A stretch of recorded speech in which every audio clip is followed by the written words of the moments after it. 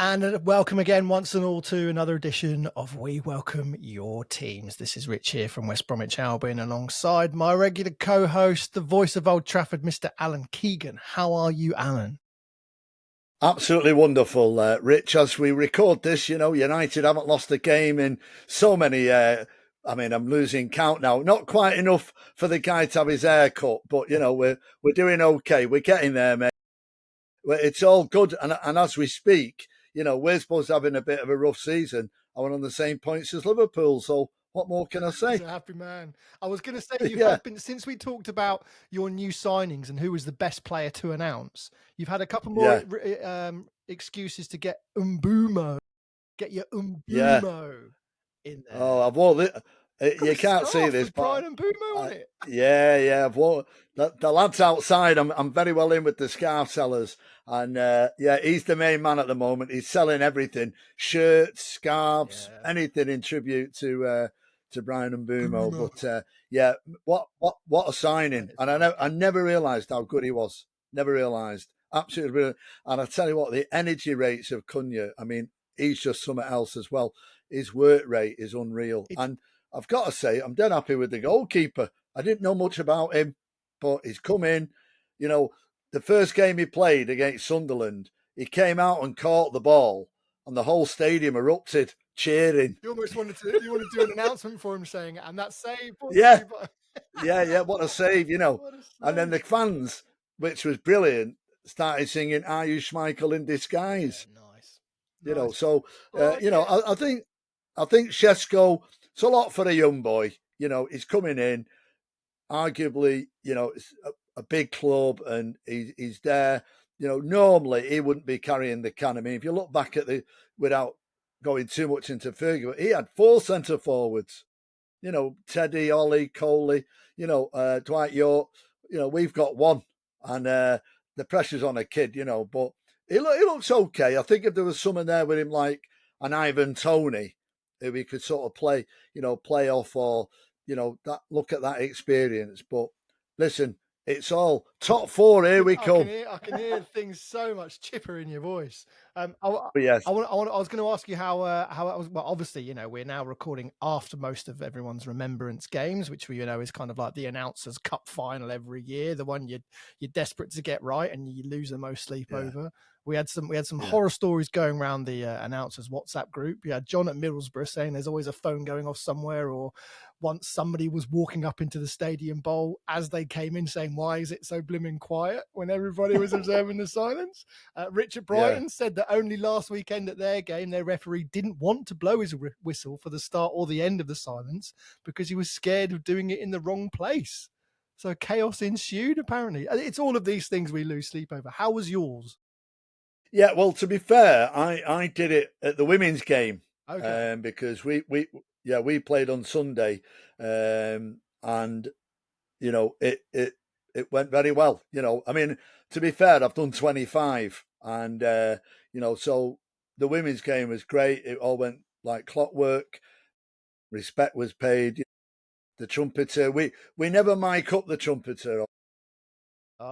We always just carry the echo of the stadium, so it's very good. It went well. There's a conversation. We did mic up. Well, we didn't mic up our bugler. We stuck one halfway in between the sideline and the centre circle. Stood him there.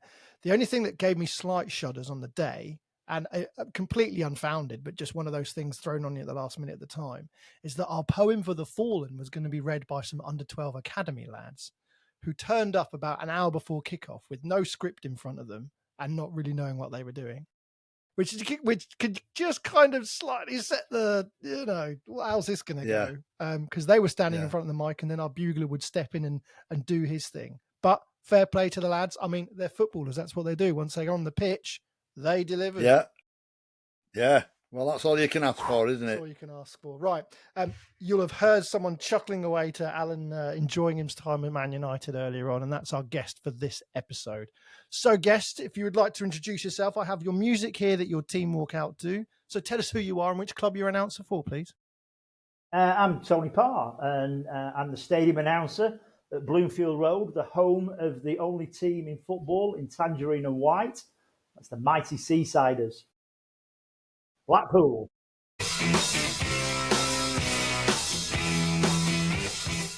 And a right old tune to walk out to as well. Seven Nation Army, Tony. Tony, welcome to the podcast. How are you? How long have you been at Blackpool then? 20th season, this. 20 years 20th. under his belt. Yeah. Okay. Highs and lows as well. I was going to say that encompasses quite a few different elements of Blackpool's history, doesn't it?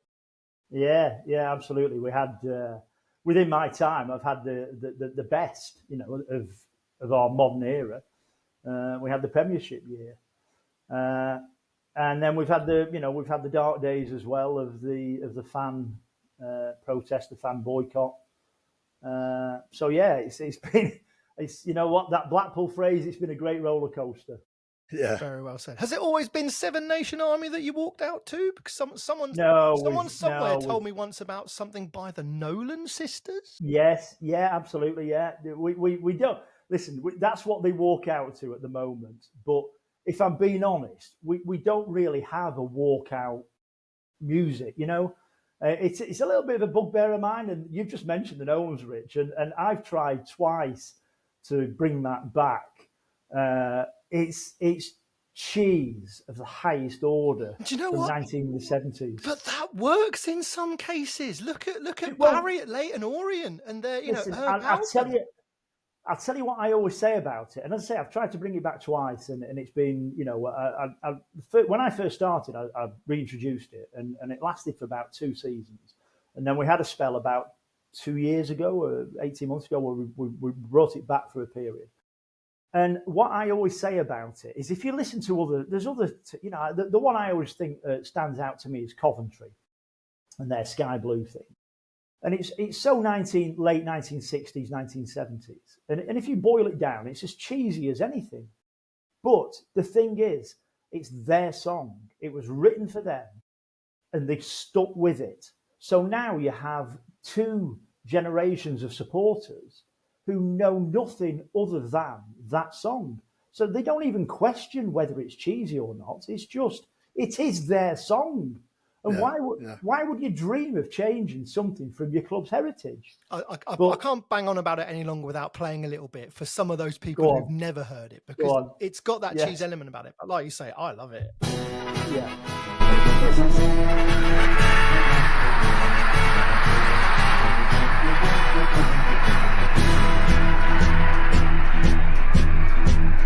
Whenever you're down in Blackpool, there is somewhere you must go to see the tangerine and whites and watch the football flow.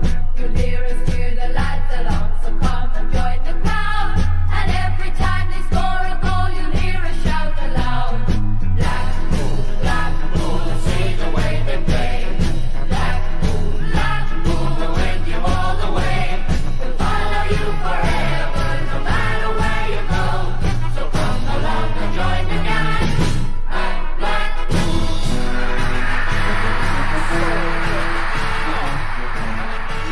You can hear that working in the walkout. You can hear the crowd picking up the chant as you get close to the kickoff. It's got everything.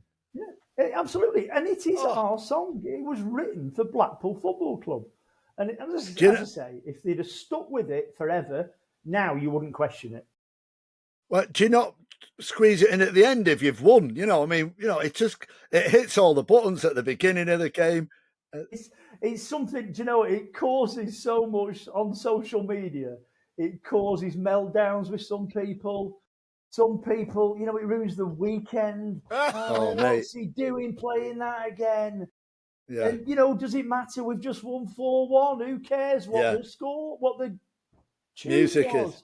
is? Or we're just getting relegated. Does it matter what the tune is? But no, some people, it's their big thing. It's their big thing in life. Yeah. Can't play the Nolans. No, it's rubbish. Yeah. Do you still have a lot of input, Tony, on the music for a match day? Is that under your of remit? To be honest, now I have none at all. To be honest, because our owner has got quite he's got a musical taste from the sort of late 80s, early 90s, and Simon likes to hear particular tunes pre-match.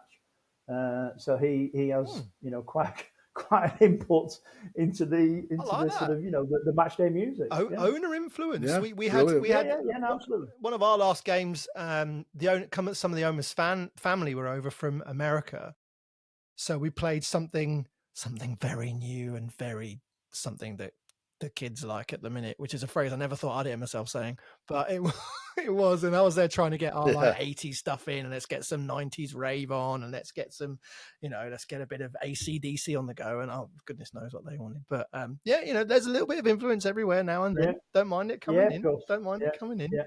So can you take us back then 20 odd years to how you first ended up with the mic in your hand at Bloomfield Road? Yeah, it was kind of by accident, really.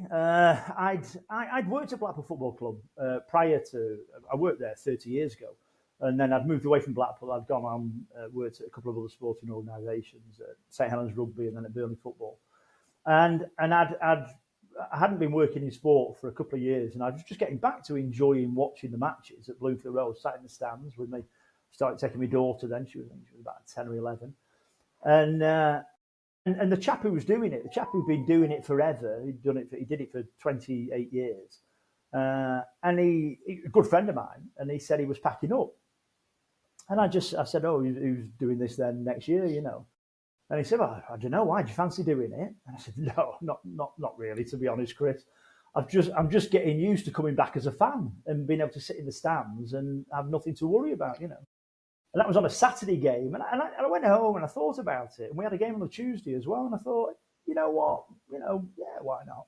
And so when I saw him on the Tuesday, I said, listen, if they haven't got anybody sorted, I'll do it. I don't mind. And that was it. So that was about the March of towards the end of the season, and he just said, well, come along and you can just get a feel of it for the last few home games, and that was it really. I just eased into it for the start of the next season. Love that. So, all by accident. Yeah. So what was your kind of opinion of the role as to sort of what it represented, what it was like, what it meant, etc.? I don't know really. I've never really thought. Good question, that, Rich. I've never really thought about that because I think when I started 20 years ago, social media wasn't really as it is now, and social media sort of provides people with opinions, and you either fall in behind or you rail against that opinion. A lot of people don't form their own opinions anymore. But it was just something that I never really thought about it. I just knew the guy who did it at Bloomfield was a friend of mine, and I used to have a laugh with him when I worked there. I never thought about it. As I say, it really was by accident. Yeah. But here I am, 20 years later with the same accident on my hands. Yeah. Chris's footsteps are pretty hard to follow into, I think. That's Chris Hull, isn't it? Who'd been there for Chris Hull. 30 odd years, I think he'd done or something, hadn't he? 28 years he did. 28, wow. 28 years, and he missed 3 games. Wow. Yeah. What's your absence record? Should we ask? Well, if we assume it as a whole, let's assume it as a whole. I missed about 5 games. 2 I've been ill, and to the point where I couldn't do it, and 3 times in the dark days. I also, one of the other sort of strings on my bow is that I do some, not so much anymore, but I used to do MCing at boxing shows, and it was reasonably lucrative and enjoyable. And there was times when I was asked to be out of town on a Saturday. I tried to avoid it on a match day, but when it was in the real dark period, it it didn't really. The pull to be there, and if there was somewhere where I could be and earning a reasonable amount of money, then I'd. So yeah, I think I've missed 5 games if we take the period as a whole. Yeah. What was your? Do you remember your first proper official game? No, I can't really remember it because, as I say, I kind of eased my way in. Yeah, I suppose which one counts as the actual official one you're looking? From the March of that particular season when Chris said he was finishing, I just kept, and I'd do a couple of the goal announcements or do the team read the team out, and so by the time the first game of the following season started, it didn't really feel like my first game, if that makes sense. Yeah. It's 20 years is a long time. I suppose I'm trying to think of the people we've spoken to in the past now. It's a real mix, obviously, between people who've been there, I kind of count you as an item of furniture at Man United now, 26 as we are pretty much at now. Wow, 26 years, is it, Alan? So Alan's 26. Yeah, I'm only into 11, so I'm not even pushing that yet. So did when you first started, did you really think 20 years on and continuing you'd still be there? No, never thought about how far this would go. I don't know, I'll do it and whatever.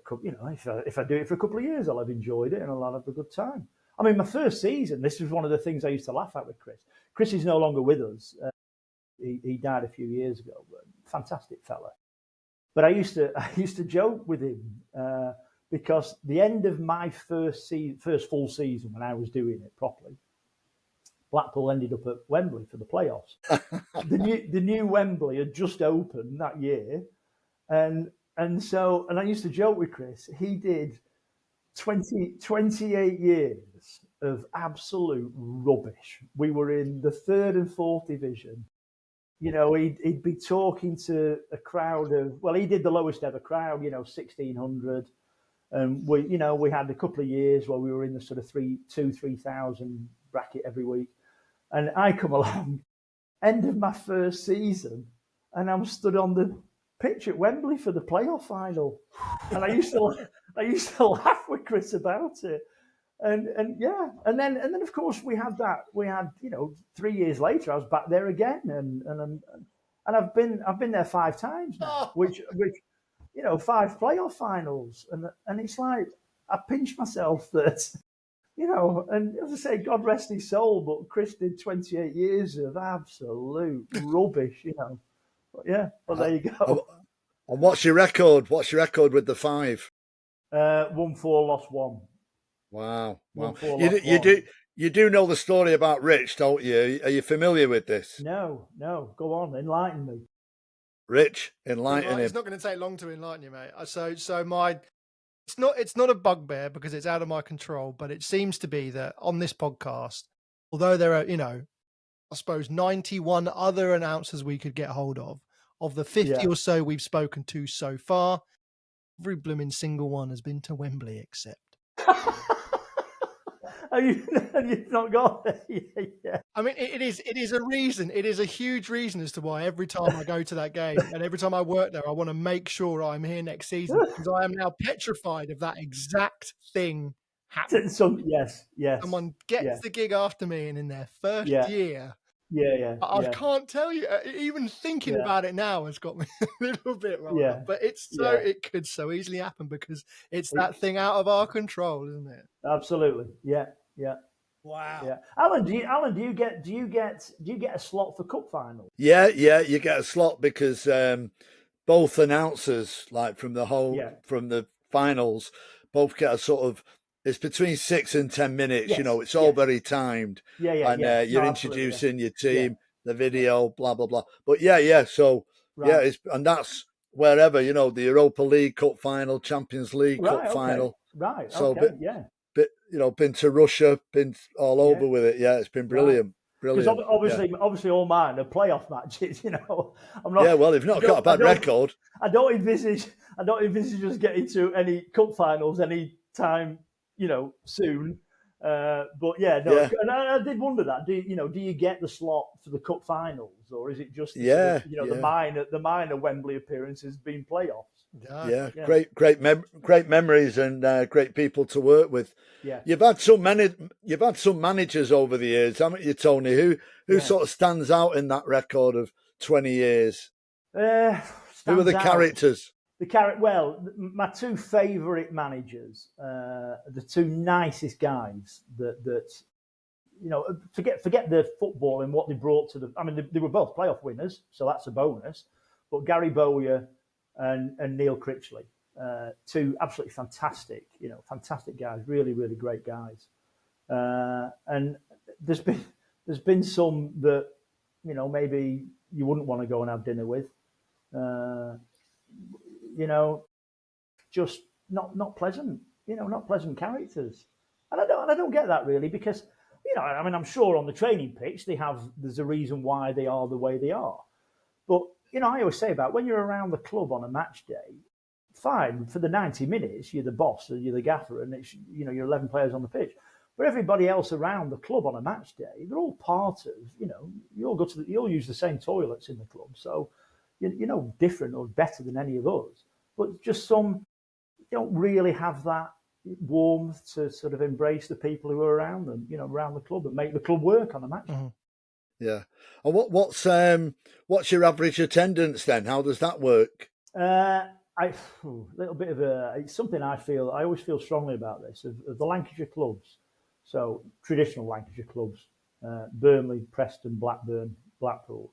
And then you could maybe argue Bolton as well as a traditional historical Lancashire club. We do have the worst level of support. I'm not saying the worst support. Just the numbers. The numbers wise. And so this, I think this season all right, it's a bad start this season, but I think we have about 8,500 season tickets. And then if we're doing, if we're okay, if we're just holding our own, then the home attendance will be floating around between 10 and 11,000. And if we can get, if we get ourselves up the table, we can be pulling in 13, 14 home fans. But one thing we do benefit by at Blackpool is we always have a good away following, because everybody always looks. If you're a football fan, I mean, you'll know it, Rich. You're the first. It's only once we've played United in sort of living memory. But if you're in the same division as Blackpool, the first fixture you look for your home, your derby, whoever that is, and then you want to see when you're at Blackpool, because it's a weekend at Blackpool, and that's why we get great followings from the support, from the away support. Yeah. One of my fondest memories. Have we got time, Rich? Are we okay? Yeah. All right. One of my fondest memories is when you were in the Premier League and you played us, and it was a midweek game, and the pitch was horrendous. The weather had been terrible, and it was like a sandpit. I'm not just having a go at it. Anyway, I'm sat up in the corner, and I've got these seafaring guys sat behind me, all in uniform and everything, but all like connected with the Navy as such. Anyway, the game starts, and you might remember it, but I think you went 2-0 up. We did. Right. Don't worry, I haven't forgotten. Yeah, you went 2-0 up, and obviously we're all chatting, and the atmosphere. Anyway, these like Navy guys are absolutely giving me loads of stick, like 1-0, 2-0. Like you've just like absolutely slaughtered us in the first half, and they were like singing, having a great time, all in the uniform, giving me a load of stick. I was there with a mate of mine. The banter had started before the kickoff. Anyway, 2-0, and we were playing rubbish, and the guys are giving me a load of stick, and I give it tongue in cheek. Don't worry, the comebacks coming on back in the second half. Never thinking for a month of Sundays it would. Anyway, bang. We hit one in, 2-1.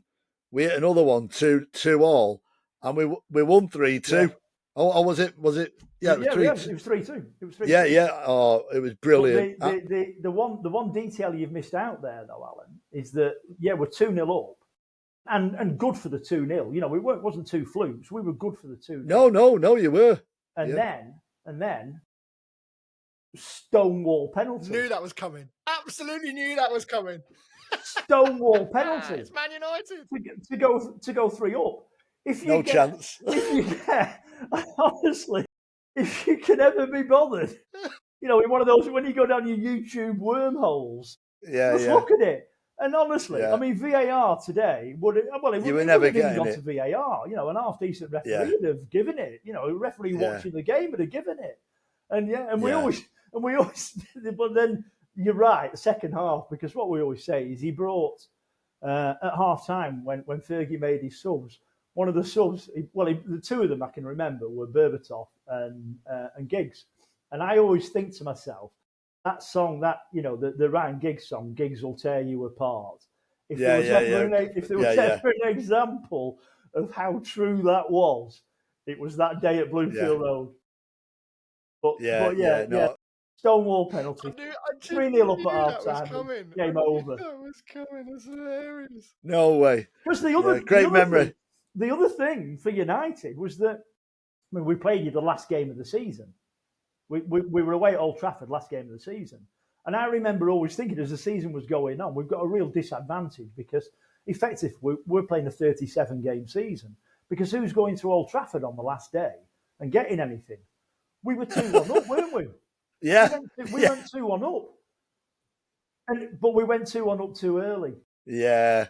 Yeah. You know, do you remember the final score? Yeah, 4-2. Yeah. 4-2. Yeah, 4-2. I'll tell you. Well, I'll tell you. Sorry, we're getting away from the PA role here. Yeah.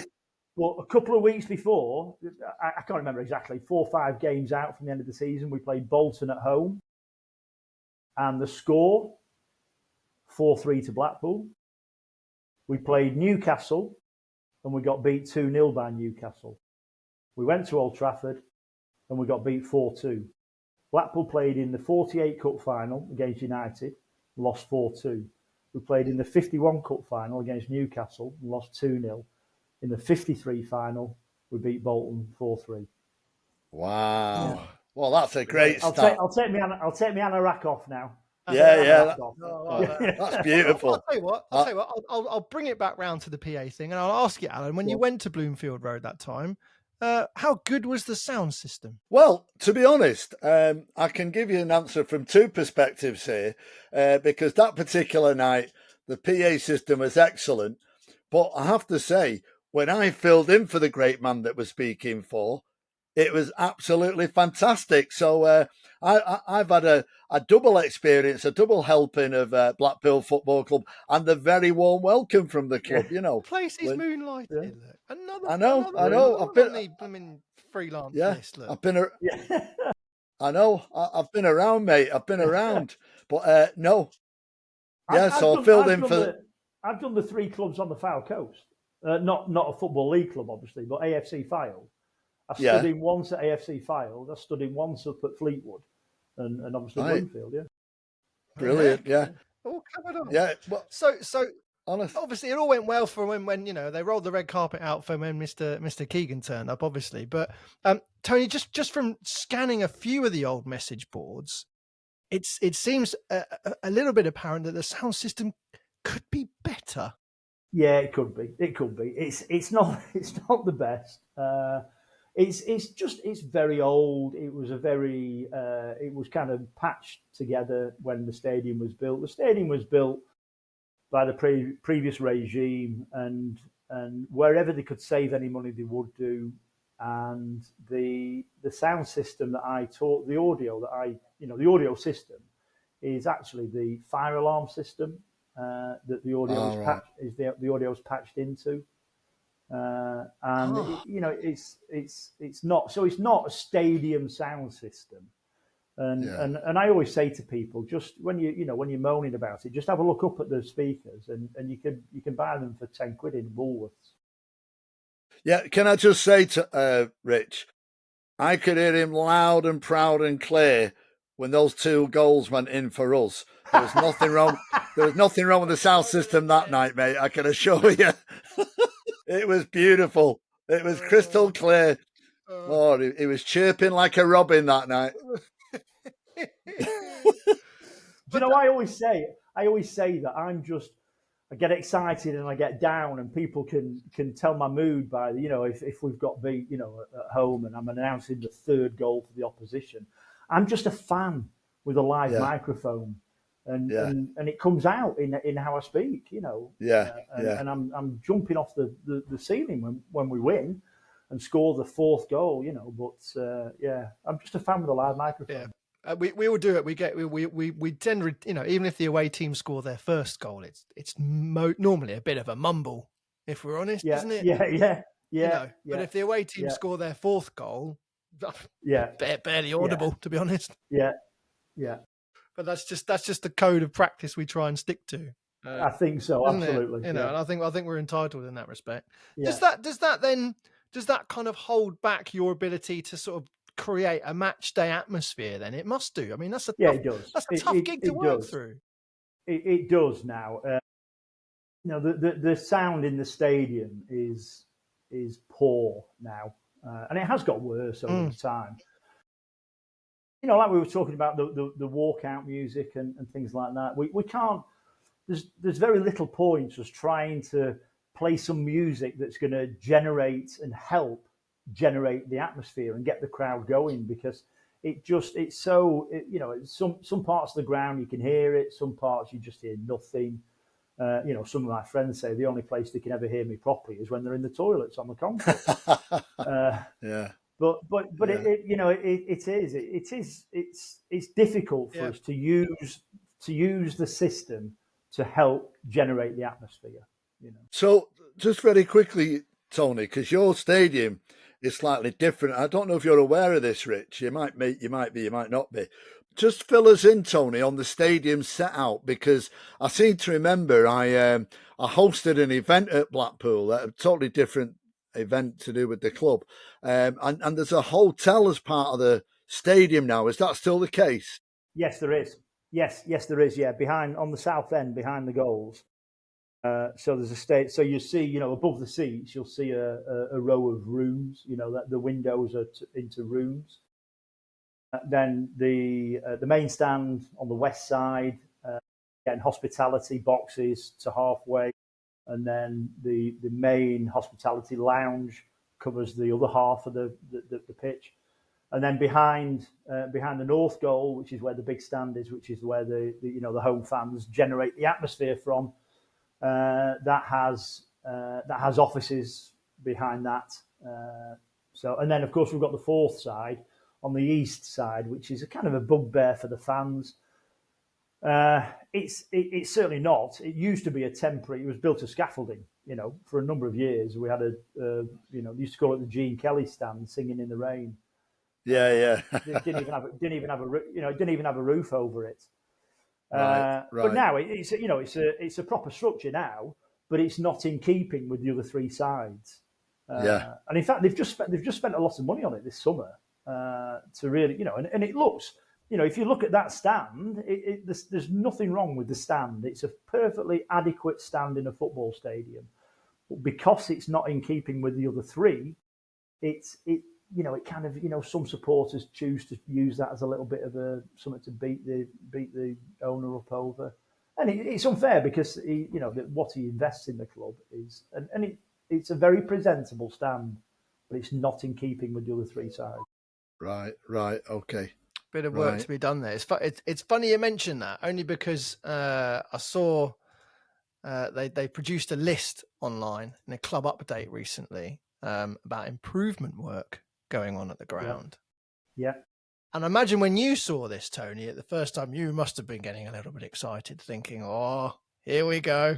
It's finally coming." Yeah. And there's a big list here, including structural improvements to the existing East Stand, replacement of all boards within the East Stand, new media facilities, and the camera platform. Okay, they're getting sorted. You've got to be next now, haven't you? No, installation of rails to create rail seating and safe standing. Well, safe standing's coming back. That's fair enough. Repainting the Equities Energies Training Centre, including a new kitchen. They're getting a new sink at the training ground, but I can't see anything there about a tannoy. No. It was originally planned for this summer, and it was going to be on the list, but unfortunately, I think maybe a little bit of overspending areas. And I was the bit that got shocked. It's that kitchen sink. That's what they've done. Yeah. They've got one of those fancy Belfast ones in when they could have just got a metal one in. Yeah. One day. It'll happen one day. Do you know what? I stand corrected. You read a bit further down. Subject to planning and other things coming in include LED floodlighting, improvements to the East Stand, and a new tannoy system to be installed as phase 2. It is. It's phase 2. It's good. It's referred to as phase 2. That's phase 2. I'm just going to cancel the crowdfunder we were about to set up for your new sound system, because it pains us to think that you can't do your standard announcer stuff. So it must affect things like your pre-kickoff team read and stuff like that. Yeah, it does. It does. I read the team out and I get no reaction at all from our fans. Your traditional number 1, number 2, I get nothing. Literally a pin drop. Oh dear! can we not even buy, can we not play you in like a CD with those effects on and just jump the loot? Do you remember at Luton? I remember at Luton Town. This was one of the best things at Luton Town when COVID came. I don't know that anybody else did this. When COVID happened, obviously some announcers still worked and they, did their thing. I was there. Yeah. So some of them, you watched it on telly and the telly played in some crowd effects, and sometimes you could get those crowd effects streamed into the ground so the players could hear it. At Luton, they recorded all of their club's chants, and played them at different times during the game. Like a little effects board every now and then. And the best one they had, they had one that said, "Is this a library?" Which I thought was brilliant. We got it. Maybe now, if they don't need it anymore, we'll borrow that and plug it in up your way. Pipe it into Bloomfield Road. Yeah. Well, Tony, you've automatically booked yourself a guest slot on next season's show, just for the day that assuming phase 2 is in place for next season. Yeah, maybe we'll see what happens with phase 2. If you can just steady yourself in the league this season. Yeah. I know league position's important and retaining players and everything else is important, but most importantly of all, get that message through to the players and management staff. You keep us up in the league, and that Newtown always come in. Yeah. Oh dear me. So how are you doing at the moment? At the moment, Tony? How as things turn around? Bruce is gone, hasn't he? Bruce is gone. Yes, he has. Yeah. We've had a turnaround in the 3 games since. We're 3 for 3. Played 3, won 3. 2 league games, 1 cup game.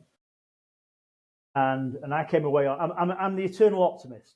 And I came away on Saturday. We moved up 1 place. So we're now 3rd from bottom. And I looked at the table and we've played 15 games. We've got 93 points left to play for. I think 60 points will get us in the playoffs. And that's the way I look and another trip to Wembley. There you go. That'll be good. No, in all seriousness now, obviously, we know this season now it's about, survival. Get away from the bottom 4.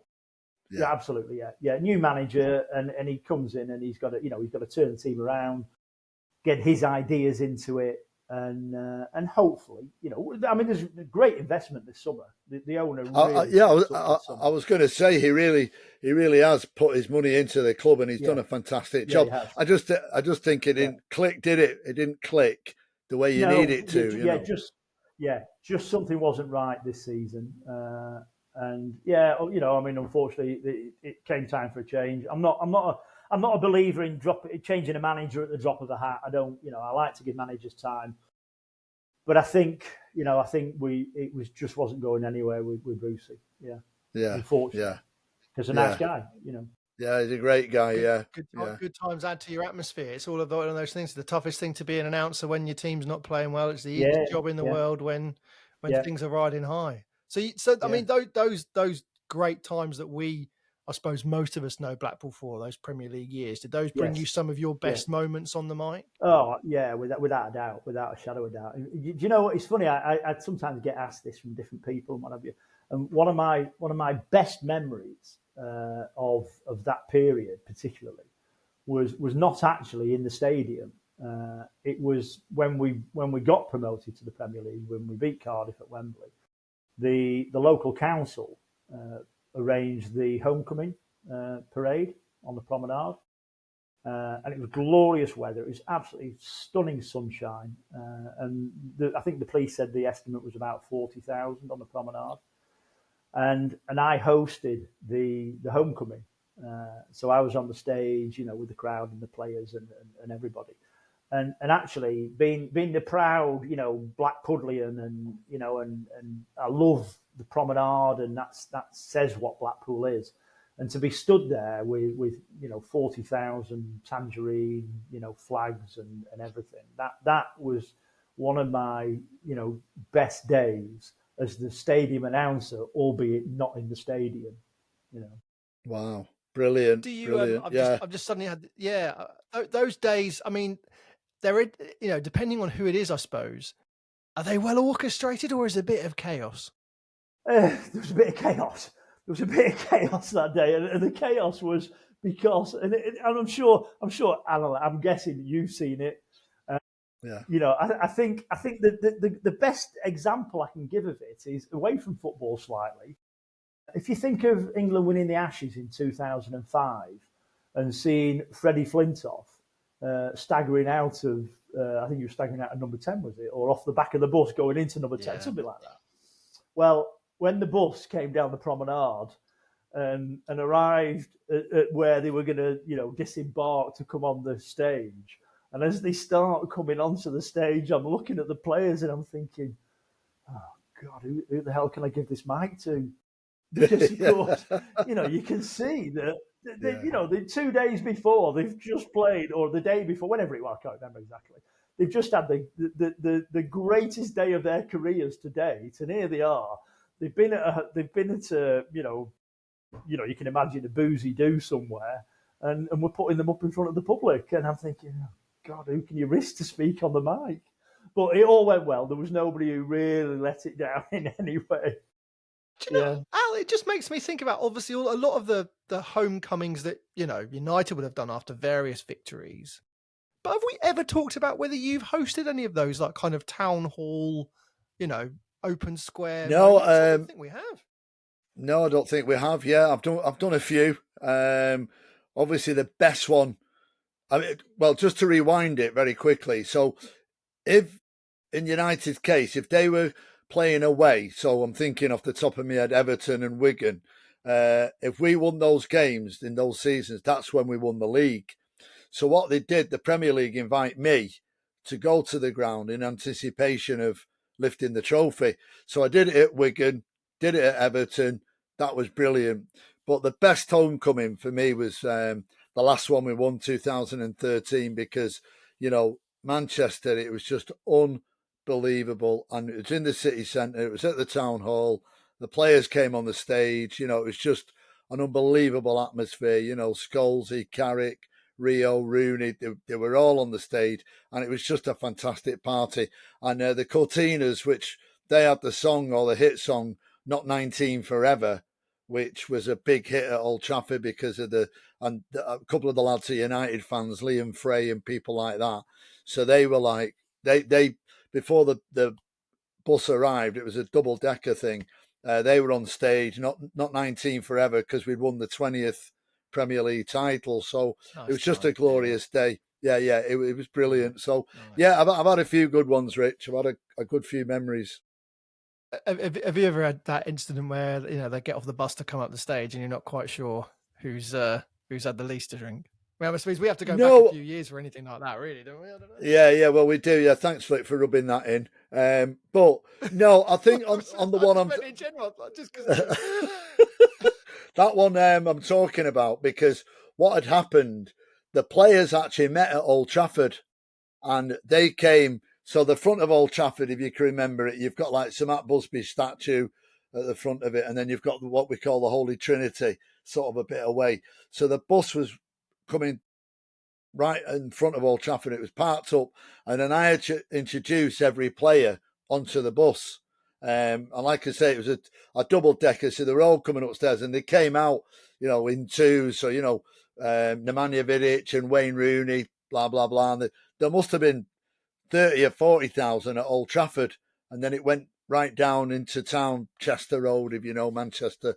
And then I had to get a VIP sort of car that took me down to the town hall, so I had to be there when the bus arrived. So just a brilliant experience. You know, the memories of that are unreal, and they were buzzing, the lads. You know, it was just a great day. Yeah, I never thought it'd be over 10 or 12 years that we'd be doing another one. I never thought that day.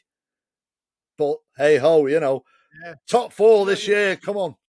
Yeah. Sorry, but you make a very good point there, actually. I suppose only maybe in the Premier League show and glitz and, you know, presentations on the pitch and all that kind of stuff would it happen. But I suppose it makes sense that if you are playing away from home and there's a chance of you winning the league away from home, you should bring your own announcer, because I would imagine asking the home announcer to kind of, could you just say congratulations to us? Yeah, can you just pick this lot up? Yeah. Especially if it's somebody, you know, like if it's a bitter rival or something like that as well. You're never gonna. Well, I have to say as well, and it's about Tony tonight, but just to share a memory, because any of the stadium announcers listen to this, they'll appreciate it. I also had, in inverted commas, the pleasure, and I think we might have talked about this, I had the pleasure of being at Sunderland when City won it. The worst stadium announcer day of my life. Yes. And, John O'Shea, Wes Brown, they went to Sunderland, but I've always got that vision that when City scored, the Sunderland fans did the Poznan. And it's a sight I'll never forget and that haunts me. It's like the Martin Tyler moment. Aguero! That. Yeah. I wonder who was announcer at Sunderland that day. I wonder if it was John Foster, because he was at Sunderland before he went to Borough. I wonder if he. Yeah, do you know what? Maybe we should just tap him up and say, "Do you remember on that day specifically reading out that full-time score at the end of the game like we do as announcers and letting that sink in?" Yeah. Well, I mean, because we finished before then. Our game had finished and I'd gone down pitch side because they had another trophy. Yeah, you had to wait. Yeah, you had to wait. Yeah, there was about 2 rooms off the players' tunnel and all that where they had another Premier League trophy with the ribbons on it. So the worst day, and then to see the Sunderland fans doing the Poznan, I'll never forget it.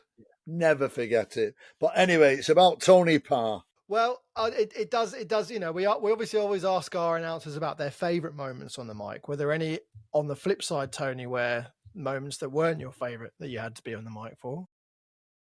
Well, I mean, we've had a couple of relegations. They weren't good. I did have one. Well, in fact, the Premier League season when we were fighting relegation towards the end of the season, and we played. It was when we played Wigan, and I had my best describe it as Delia Smith moment. Did you? Yeah. But I didn't. I didn't do it in the calm of half time. I did it during the game. Oh, did you? Yeah. Oh, yeah. Have we got a recording? Yeah, I did. Yeah. Have we got a recording, Rich? Do you know it's funny? It's funny you say if we got a recording because that game was actually live on TV because I had because we had the cameras around. And I didn't have to. I was involved in the Supporters Association at the time as well, and I'd agreed to meet with because Wigan were in the bottom, floating around the bottom with us at the same time, and it was only it was half a dozen games out from the end of the season, maybe less than that, and Sky had asked could they get anybody from Blackpool and somebody from Wigan who'd meet on camera, and we met on the promenade and did a bit of a thing, And obviously, I do my usual, of course we're going to win today and all this sort of stuff. Always overconfident. And they said to us when we'd done the piece before the game, they said, "Will you agree to come back after the game, whatever the result?" Yeah, not a problem at all.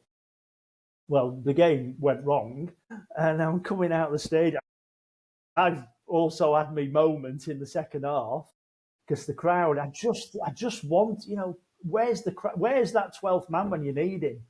And I just didn't feel they were. I just didn't feel they were up to it on the day. It was a big game, and I can't remember. I can't remember to this day. I can't remember what I said, but I did. I came out with something during the game. So just down the team. At a moment in the game, it's normally spurred on by missing another chance or giving the ball away or something like that. We all get that feeling where you go, "Come on, for goodness sake!" But you decided to flip the mic on and just start trying to do a rallying call in the middle of the game. Yeah. It wasn't quite as where are you? It wasn't exactly, but yeah, it was, Was it kind of aimed like a message at the fans, or was it just you as a fan going, "Come on, you're useless"? Yeah, it was. Yeah, and then so obviously I had that. I've done that during the game, and then lost, and then I've got to go out and meet up with the Wigan fan again on camera on Sky TV. So I did. If you put yourself up to be shot at. I suppose. Fair play following it through. But that stuff, I mean, wow, you do your DIY Delia moment. Yeah. And then another one I should forget, but it was I had quite a coming together with John Eustace down the tunnel. John Eustace was assistant manager at QPR at the time. Tunnel spat? Yeah. Oh, yeah. Do tell. Do tell. You know, so we were playing the League Cup game, you know, poor crowd, so you can hear everything on the pitch. And we're 2-0 up in very short order, you know, I don't know, 10, 15 minutes into the game, we're 2-0 up. And it's becoming very feisty. Their players were, I don't know. Steve McLaren was the manager, John Eustace was the assistant. Their players weren't behaving fantastic on the pitch. They're 2-0 down. And one of their players gets booked very early on. And to be honest, he was lucky. He could have gone. He could have been red. And then a few minutes later, they decided to sub him. So he's subbed after 15 minutes of the game. So as he's come off the pitch, John Eustace has sort of gone to meet him at the, and arm round the shoulder and, probably whispering in his ear, look, we had to get you off or whatever. So then he's got his walk towards the tunnel, and I'm stood there in the tunnel, and I had a witness to this, and he backed me up all the way afterwards that I didn't say anything. But they're coming down the tunnel, and I've got the biggest grin on my face as they're having to come towards me, to come past me. So as he's getting closer, obviously John Eustace can see this, stupid Cheshire cat grin on my face. And he as he's walking towards me, he starts, and I'll keep the language, Appreciate it.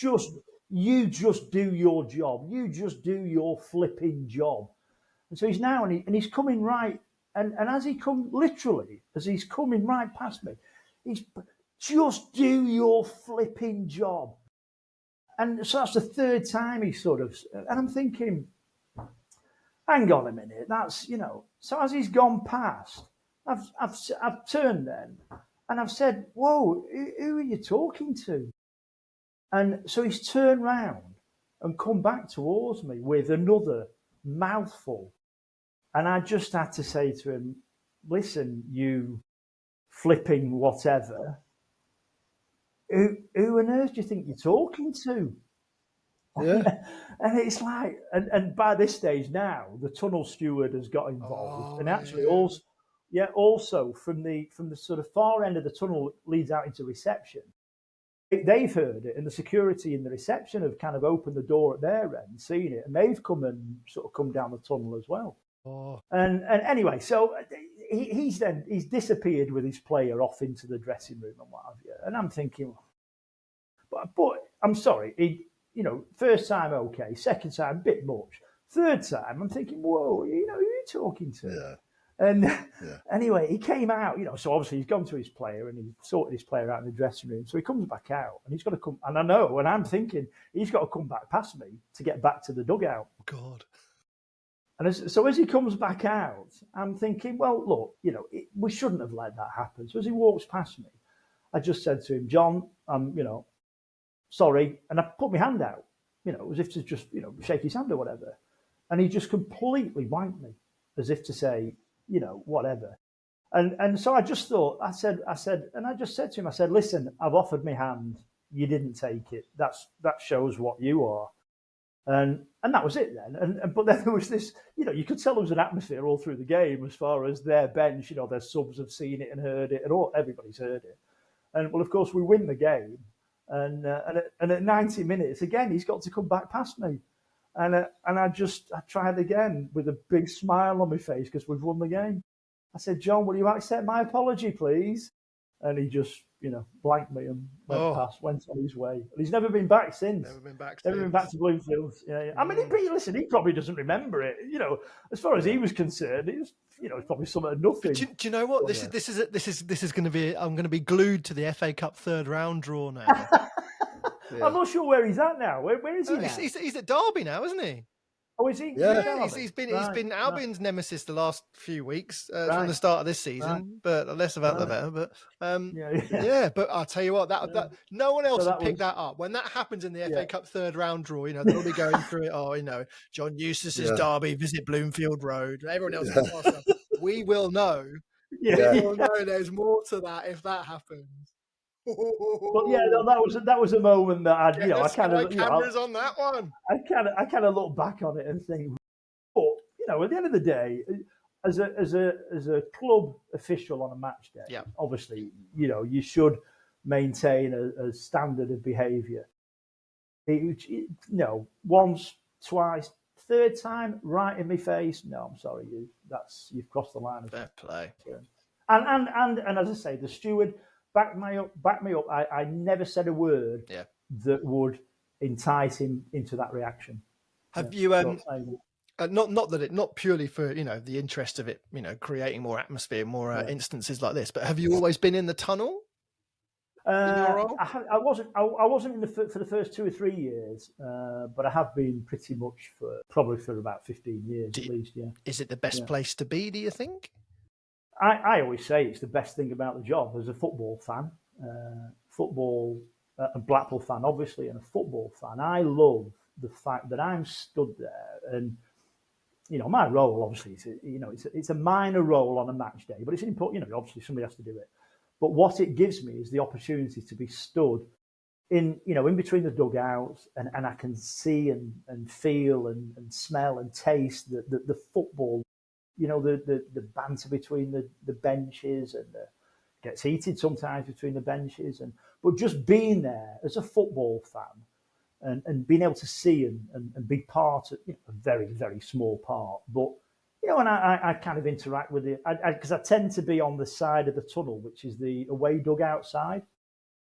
So I'll be I interact with the backroom staff or sometimes with the subs and what have you. I had a funny one with Troy Deeney a couple of years ago. He was here with we played Forest Green in the FA Cup a couple of years ago, and Troy was on the bench, and my guy up in the box who controls the screen and does the music. I've got radio comms with him, and at some point Troy Deeney's got up to go and have a bit of a warm up and a stretch. Anyway, he's come back and he sat back down on the bench, and I had been chatting to him already, and lovely guy, absolutely fantastic guy, good guy to chat to.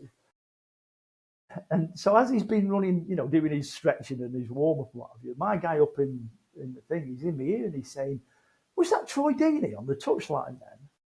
And I'm literally stood, I'm kind of engaged with Troy, so I said, "Yeah, it was, yeah." And he says, and in my ear, he says, "Wow, he's put some pounds on, hasn't he?" so as I'm stood talking to, I kind of, I didn't burst out laughing, but obviously, and Troy Deeney said, "What's up with you now?" And I just thought, in for a penny, in for a pound. I'd already had a few exchanges with him, so I thought I'm okay for this. Yeah. So I just said to him, I said, somebody in my ear then has just said to me, "Was that Troy Deeney warming up?" And I said, "Yeah." He said, "Wow, he's put some pounds on that." And Troy, to be fair, he absolutely took it all day long. Yeah, he took it all day long. Good spirits, good banter. But you get some that just you think, you're miserable, whatever. Yeah. And you're glad you beat them sometimes. Exactly. But yeah, it's lovely. Do you know that does bring me nicely on to